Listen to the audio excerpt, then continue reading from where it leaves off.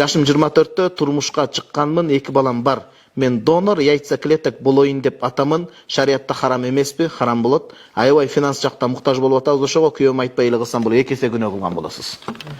Аял киши турмушка чыкканга чейинки анын намысы 2ге бөлүнөт. Жакшылап билип алыңыздар. Өтө өзөктүү суроо болду. Биз ушу WhatsApp'та келген суроолорго да эфир чыгаралычы, ден соолук чыңдаса карасаңыз, кандай өзөктүү суроолор келген. Аял киши өмүр бою Алла Таалам коргоонун ичинде кылган туугандар, жакшы билип алыңыздар. Ушундай бартаган исламда. Аял кишинин ар намысы, уяттуу жери, намысы, кечирип коебуз, кыздык берип, бүт ар намысынын ичине камтыйлы. Турмушка чыкканга чейин 50% өзүндө, 50% ата-энесинде болот. 50% ата-энесинде болгон далил ушул, кыз өзүнүн илими, эмеси, деңгээли төмөн эркекке чыгып атса, өзүнүн 50%-ын кечип, ата-энеси каршы чыкканга сотко кайрылуу акысы бар. Бул кызымды кор кылып коет, кызымдын деңгээлинен жогору эмес дейт турганга.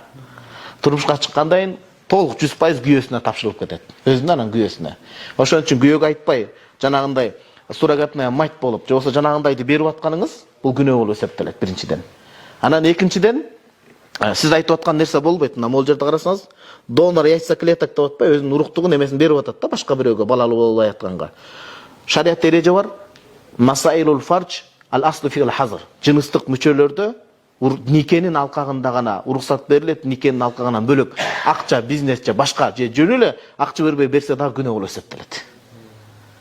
Жанагындай уруктуктардын банкы бар да, билесиздер ошону жаштар. Аттайын ошо уруктуктардын банкы бар Америкада. Улуу сөз уят жок. Аял келет дагы, мен кимден балалуу болгум келет? Шварценеггерден балалуу болгум келет да, уругун сатып алып, ошону салдырып балалуу болуп кете берет. Исламда андай башаламандык жок. Билинбей калат да анын кем экендигичи. Кудай билет ал, тошун Арнольдтугу башканы. Арнольд болгон күндө да күнөө. Ошон үчүн нике алкагында гана сизге болбойт. Мен дуа кылайын, Аллахым сизге жардам берсин. Анан мындай пайгамбарыбыз саллаллаху алейхи айткан, эч катан адам ырыскысын жебей өлбөйт деген. Ишенимди жакшылап билип алыңыздар. Болгон адам шашкалактыктан күнөөгө барып коет. Кичине сабыр кылып күтүп турса, ошолдон жагдайдан кутулуп чыгат дейт. Али радhiyallahu бир күнү төбөсүн минип, мешитке кирип намаз окуп калайын деп чөлдө анан казанак жок экен, байлай турган. Кимге берем деп бирөө карап турган экен, бедуин. Кармап туруп мен азыр чыгам деп кирип намаз окуса, төө да жок, бая киши да жок. Барып төөнү сатып ийиптир. Анан аралап жүрүп төөнүсүн эмесинде, төөнүн үстүнө минген эр токуму сыяктуу сатып ийиптир. Бошотуп. Анан канчага сатты дейт? 1 динарга сатты дейт. Кудай атобо дейт да жагыз. Мен ыраазычылык катары буга 1 динар берейин деп аткан өзү дейт. Өзү тагдырында диги саткан ууру бедуинге 1 эле динар жазылган ошо күнү. Бирок бул шашып, шашкалакты кылып шайтан кулак салып арам жол менен тапты да. Сабыр кылып кичине күтүп турганда Али радhiyallahu аркылуу Аллах Таалам 1 динар бермек буга. Негизи эко жасатса болот. Балалуу боло албай атса, табигый эко болот. Анткени нике алкаганда экөөнүн гана уругу менен. Анткени ошо ичинен чаңдашуу процесс башкасы болбой атат, бирок шарт бар. Ашыкча калган уруктук жок кылыныш керек, купуялуулук сакталыш керек. Баланча келип кетти деп реклама кылдырбаш керек.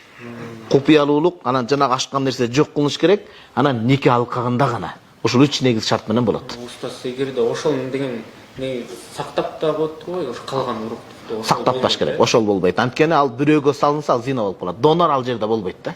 Ошо сактап, анан 2 жылдан кийин келди, ошону кайра неметип берейин.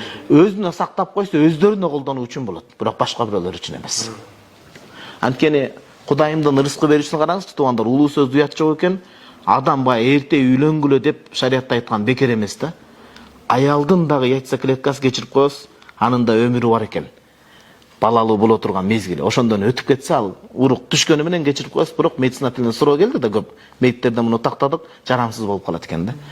Жигиттер да козголуп, дүүлүгүп жүрө берип, анан нике болбогондон кийин ал да ошонун жараксыздыгын алып келет экен жигиттер. Ордо агырмаш керек, аны ойлонбош керек. Көл бар го мына. Дагы кыйналып барасаң, секирип 10 метр чаба курсаңыз, энергия да кетип калат, аны да ойлобой каласыз иншалла.